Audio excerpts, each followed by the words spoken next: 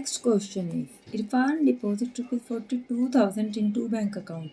He deposited rupees 27,000 in one account which gives 9 1/2 simple interest per annum and remaining in other bank account which gives 11% per annum.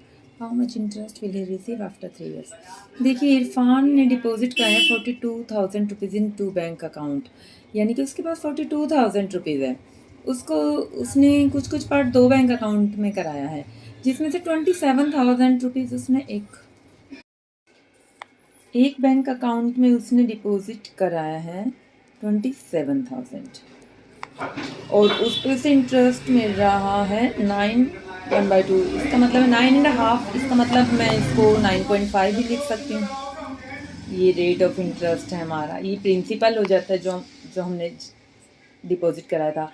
Rate of interest 9 1/2 को मतलब में 9.5 ही होता है, तो 9.5 को हम इस तरीके से भी मेंशन कर सकते हैं। ये आ गया है। उसके बाद ये पर एनम इंटरेस्ट है पूरे साल का। फिर बता रखा है जो रिमेनिंग अमाउंट है, देखिए उसके पास टोटल दे रखे हैं क्वेश्चन में 42,000। एक अकाउंट में इतना करा दिया है, तो दूसरे अकाउंट के लिए कितना पैसा बच गया? 42,000 में से अगर हम 27,000 को लेस करते हैं तो हमारे पास बचता है 15,000 जो हमने दूसरे बैंक में कराया, क्योंकि बता रखा था उसने 42,000 को दो अकाउंट में कराया है। अगर एक में 27 करा दिया है तो बाकी 15,000 बचेंगे, वो दूसरे अकाउंट में कराएगा। तो दूसरे अकाउंट में कराया है, उस पर उसे मिल रहा है 11% इंटरेस्ट, यानी रेट ऑफ इंटरेस्ट हमारा 11% है। और ये जो डिपॉजिट कराया था 15,000 रुपये, ये हमारा प्रिंसिपल हो गया, क्योंकि जब बैंक से वापस मिलेंगे तो इंटरेस्ट ऐड होके जो लास्ट में मिलता है उसे अमाउंट बोलते हैं। दैट मीन ये प्रिंसिपल था। तो अब हमसे पूछा है कि कितना इंटरेस्ट उसे 3 इयर्स में मिलेगा।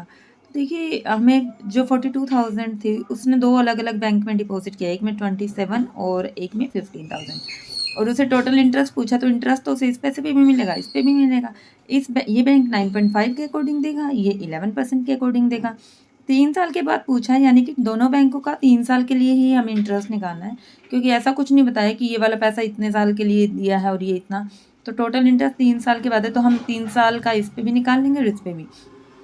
तो देखिए हमें प्रिंसिपल दे रखा है, रेट दे रखा है, टाइम दे रखा है, तो हम इंटरेस्ट निकाल लेंगे इस फॉर्मूले से, प्रिंसिपल रेट इंटरेस्ट से। तो हमारा यहाँ पे इस 27,000 पे इतना इंटरेस्ट मिल रहा है 7,695, और 15,000 रुपीज़ तो उसे मिल रहा है 3 साल में 4,950। तो टोटल इंटरेस्ट पूछा है कि कितना मिलेगा 3 साल के बाद, तो हम दोनों इंटरेस्ट को ऐड कर देंगे, तो हमारा टोटल इंटरेस्ट आ जाएगा। तो टोटल इंटरेस्ट उसको मिलेगा 12,640 रुपीज़।